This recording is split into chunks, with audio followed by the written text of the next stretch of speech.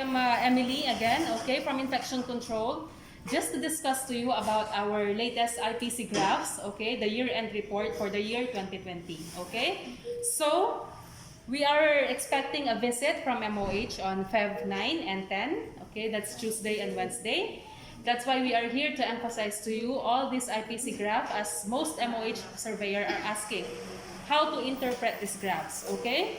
So, let's start with the hand hygiene, okay? So every time you are called to interpret a graph, you should always look at the title, okay, the legend here, as well as the rate, okay? So if you read this graph represents hand hygiene compliance, WHO 5 moments, hospital-wide, from 2018 to 2020, okay? So, how many colors can you see here in this graph?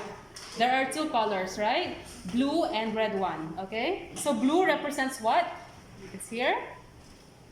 5 moments, okay? And the red one is? Procedure and the 5 moments, okay? So we are not just monitoring the 5 moments of hand hygiene, but we are also checking on the proper steps. Okay, so what are the 5 moments of hand hygiene that you know? You should know this by heart.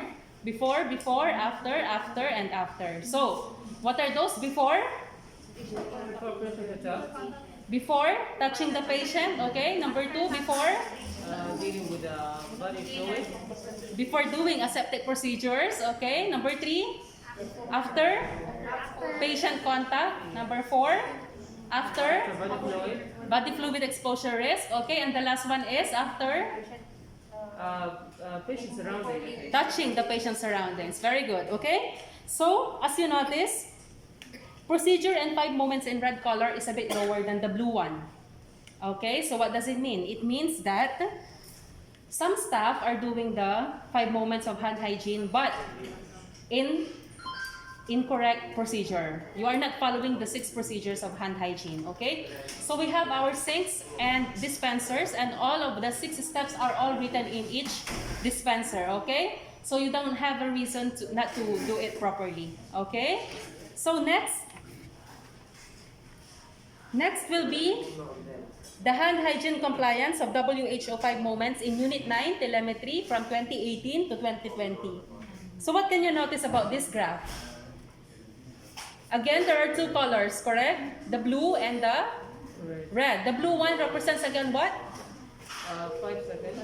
The 5 moments, okay? And the red one for procedure and 5 moments, okay? So as you notice, telemetry for the last quarter is increasing as compared to the 3rd quarter of 2020, okay? But our target, as what I've said, should be 100% for both procedure and 5 moments, okay? So keep it up. Next one, the hottest issue of 2020, which is the COVID-19, okay? So in this graph, can someone read for me this graph, the first one? This one represents what? Someone come nearer. Negative. This one, the title. Total COVID-19 tested patients, EBGH, March to December 2020. Okay, so very good. So this graph represents the total COVID-19 tested patients in EBGH from March to December 2020. Okay? So in here, we have 2 colors again, the blue and the red. So the blue one represents what? Negative. Negative. And the red one represents what? Positive. Okay? So, as the months pass by, we are noticing that the cases are decreasing, okay? But this year, because of the new COVID variant, okay, again, it's increasing in numbers, okay? So, it doesn't mean that we have to relax with all our basic infection control practices. We have to follow it, okay? Just like now, social distance, mungkin. Okay? So, as compared to the positive COVID patients, negative is a bit higher, okay? With total of 2,984 versus 1,727. Okay? So next, what is this graph? Love, please read the second graph. Love. Come nearer, please. The second graph. COVID-19. COVID-19 confirmed cases admitted versus home isolation. EBGH March to December 20. Okay, so among the positive COVID patients in our hospital, we divided them into admission and home isolation. Okay, so under admission, the red one, can you see the red one? This one is ICU, admitted in ICU. The blue one, admitted in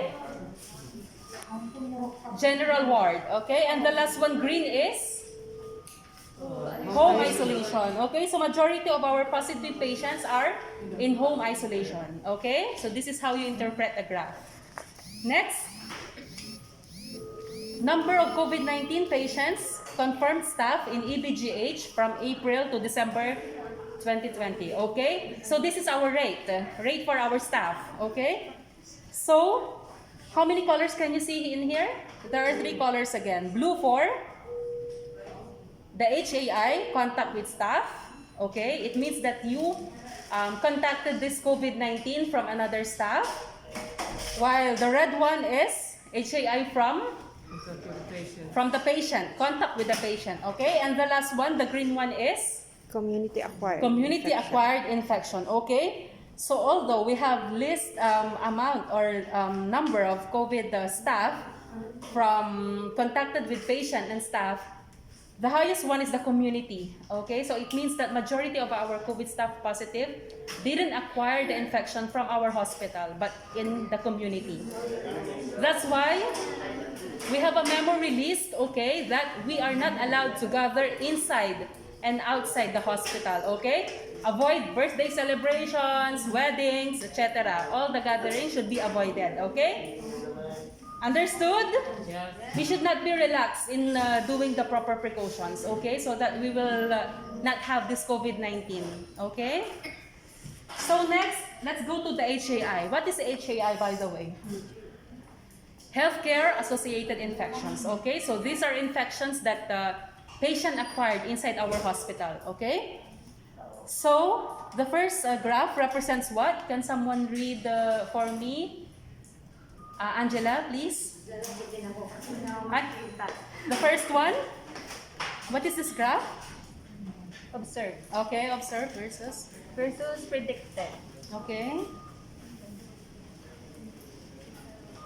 Observers predicted county general wards 2013 to 2020. Okay, so this graph represents the observed versus predicted county in general wards, okay, from 2013 to 2020. Okay, so every time you are interpreting a graph, you should always check for the legend, okay, what is the meaning of the color. And this one is the interpretation, okay? So in 2020, 7 cases with county were observed, while predicted case is 4.01. So what can you say about this graph? Is it a good sign? Wala bad sign? Good sign. What do we mean by observe versus predicted? Observe meaning these are our actual HAI or county. Okay, so it means that we have 7 cases of county in general wards for the year 2020. While the predicted is only 4.01. This is statistically calculated according to the number of use of Foley's catheter or Foley's catheter days in our hospital. So what is our target? The predicted should always be lower than the observed. Okay? So this means that we exceeded, okay? We exceeded the expected case of county in general wards. It means we have to improve our our Foley's catheter care or the prevention bundles in the general wards. Okay, that's why we are emphasizing that you need to follow or strict compliance with our prevention bundles, which are all posted in the nurse station. Just read and follow it. Okay, especially the most important one is the use of Foley's catheter. You should always ask your doctor, is this patient need the Foley's catheter really or not? Because if not, if we have alternative, please remove the Foley's catheter, because if the Foley's catheter stays longer, the higher the risk of having CAUTI. Okay? Next graph will be the prevention bundle compliance. Okay? So it's more than our EBGH median. That's around almost 100%. Okay. So we need to do more. We need to really follow the prevention bundle compliance. Okay. Next.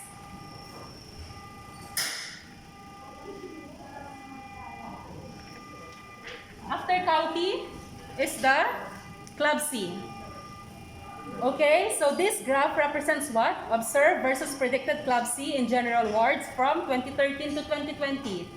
So what can you say about this graph? Is it good or bad? What is our target again?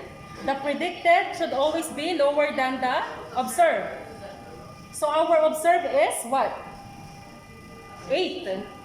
Well, the predicted is just 1.97. So we are far beyond. We are not doing good at all. Okay? So, what are we going to do with this? We should, again, like the county, prevention bundle compliance, we need to follow it. So Okay?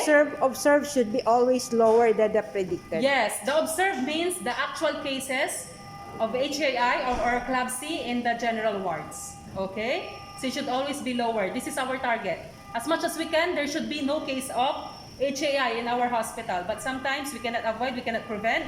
Sometimes because of patients' immunity, they're immunocompromised. So, but as much as we can, we need to follow the basic infection control practices as well as the prevention bundle.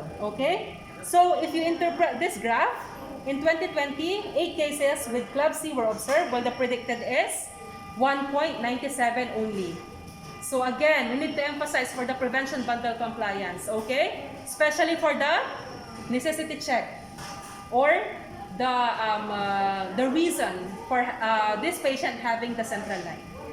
You should always ask your doctor, okay? Especially those patients coming from ICU, going down here with central line. You should ask them, why do we have this central line? Is it really needed? Okay, so these questions you need to emphasize, okay? And the last one is the MDRO rate. Okay, so this graph represents total MDRO for 1,000 patients days in EBGH from 2015 to 2020. What is MDR, by the way? Multi-drug resistant. Okay, so we are monitoring also for this one. So, with this graph, how many colors do we have? 2 colors again. The blue one represents what? Total rate. The total rate, and the red one represents the HAI rate. HAI rate. Okay, so interpret this graph. In 2020, MDR total is almost the same as compared to 2019. So when we say total rate, this is a combination of community acquired and hospital acquired. Okay, so it means that, for example, the patient came with UTI, and urine CS was done and came Klebsiella or E. coli. So this falls under the total rate. Okay? Well, the HAA rate, these are hospital-acquired MDR. Okay? So this is the one we are avoiding to happen in our hospital. But, alhamdulillah, almost both for total and HAA rate are the same with the past year, 2019. Okay? And the last one, MDR prevention bundle compliance in general wards from 2018 to 2020. Okay, so bundle compliance is 100% along 2020. Okay, so this is a very good sign for all nurses, okay, and housekeepers as well, that they are doing the MDRO prevention bundle. Okay, so any question? Any question? Everything is good? Okay. Thank you so much. We have attendance, huh?